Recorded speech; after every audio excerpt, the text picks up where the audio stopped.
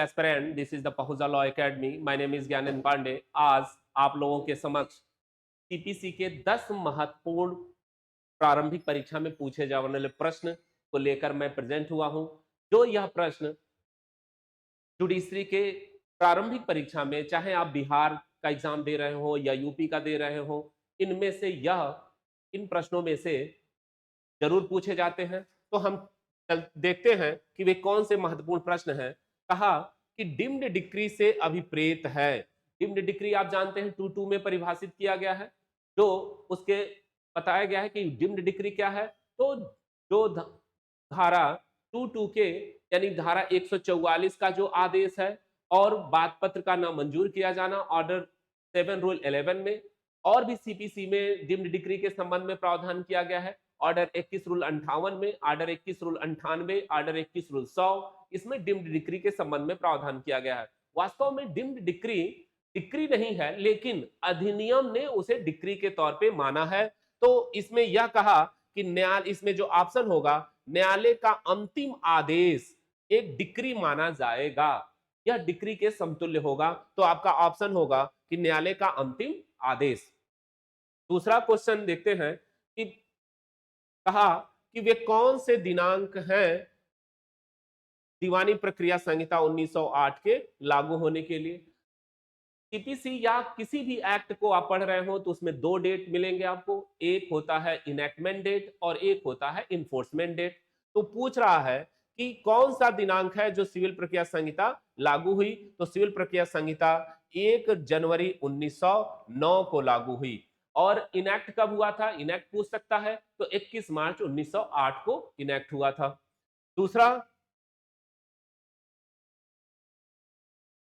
अंतःकालीन लाभ के अंतर्गत सम्मिलित नहीं है। आप जानते हैं अंतःकालीन लाभ को सीपीसी के धारा 2.12 में परिभाषित किया गया है। अंतःकालीन लाभ मीन प्रॉफिट क्या है। तो मीन प्रॉफिट में ऑप्शन दिया कि लाभ जो संपत्ति पर सदोष कब्जा रखने वाले व्यक्ति को वस्तुतः प्राप्त होता है। हमें बताना है इसमें कौन सम्मिलित नहीं है। लाभ जो संपत्ति पर सदोष कब्जा रखने वाले व्यक्ति मामूली तत्परता से प्राप्त कर सकता है। सदोष, अगला ऑप्शन दिया है कि सदोष कब्जा रखने वाले व्यक्ति द्वारा प्राप्त किए गए लाभों पर ब्याज। और अगला जो ऑप्शन है, सदोष कब्जा रखने वाले व्यक्ति द्वारा की गई अनुवृद्धियां। तो यह जो है, आप जब 2.12 की परिभाषा देखोगे तो उसमें है कि सदोष कब्जाधारी व्यक्ति द्वारा की गई अनुवृद्धियां इसमें शामिल नहीं है। और आपसे क्वेश्चन पूछा गया कौन शामिल नहीं है, तो इसका आंसर होगा डी। अगर सदोष कब्जाधारी कोई अनुवृद्धि कर रहा है जिससे कि उसका लाभ बढ़ जा रहा है, तो वह अंतःकालीन लाभ के अंतर्गत नहीं आएगा। अगला क्वेश्चन है कि सिविल प्रक्रिया संहिता 1908 की निम्नलिखित में कौन सी धारा अधिकारिता को परिभाषित करती है। वास्तव में इसके डिफिनीशन क्लास में अधिकारिता को नहीं परिभाषित किया गया है, जो धारा 2 की में डिफिनीशन क्लास दिए गए हैं। लेकिन धारा 9 में अधिकारिता के बारे में बताया गया है कि अधिकारिता क्या होगी। तो इसके संबंध में आप धारा 9 देख सकते हैं, ऑप्शन धारा 9 होगा कि परिभाषा। लेकिन वास्तव में इसकी 2.2 की परिभाषा में अधिकारिता को परिभाषित नहीं किया गया है। लेकिन अगर आयोग धारा 9 को मान लेता है कि अधिकारिता धारा 9 में दी गई है। दूसरा, जो अगला क्वेश्चन है, सिविल प्रक्रिया संहिता के अंतर्गत कौन सा वाद दीवानी प्रकृति का वाद नहीं है। बहुत इंपॉर्टेंट यह है, धारा 9 पर आधारित क्वेश्चन है जो अक्सर एग्जामों में पूछा जाता है। आप एक लिस्ट बना लेंगे कि कौन से वाद सिविल प्रकृति के हैं और कौन से वाद सिविल प्रकृति के नहीं हैं। तो इसमें कहा कि सामाजिक कार्यों से वंचित किए जाने के विरुद्ध वाद, वेतन से बकाया के लिए लाया जाने वाला वाद, मृतक को दफनाए जाने के अधिकार संबंधी वाद, या दाम्पत्य अधिकारों के पुनर्स्थापन संबंधी वाद। तो इसमें ऑप्शन 1 ए सही होगा, जो सामाजिक कार्यों से वंचित किए जाने के विरुद्ध वाद। आप जो है सामाजिक कार्यों से अगर आप वंचित किया जा रहा है तो उसके लिए आप सिविल सूट नहीं ला सकते। तो यह धारा 9 पर आधारित क्वेश्चन है, बहुत इंपॉर्टेंट है, इसको देख लेना। और अगला क्वेश्चन कह रहा है कि निम्नलिखित में से कौन दीवानी प्रकृति का वाद नहीं है। तो कहा कि पूजा के अधिकार संबंधी वाद, भागीदारी से संबंधित वाद, कॉमन लॉ राइट से संबंधित बात और राजनीतिक प्रश्नों से संबंधित बात। तो इसमें ऑप्शन डी होगा जो आंसर होगा, क्योंकि राजनीतिक संबंधी प्रश्न सिविल प्रकृति का बाद नहीं माना जाएगा और इसके लिए हम सिविल सूट नहीं लाएंगे धारा 9 के थ्रू। निम्नलिखित में से कौन कौन साम्या के सिद्धांत पर आधारित है?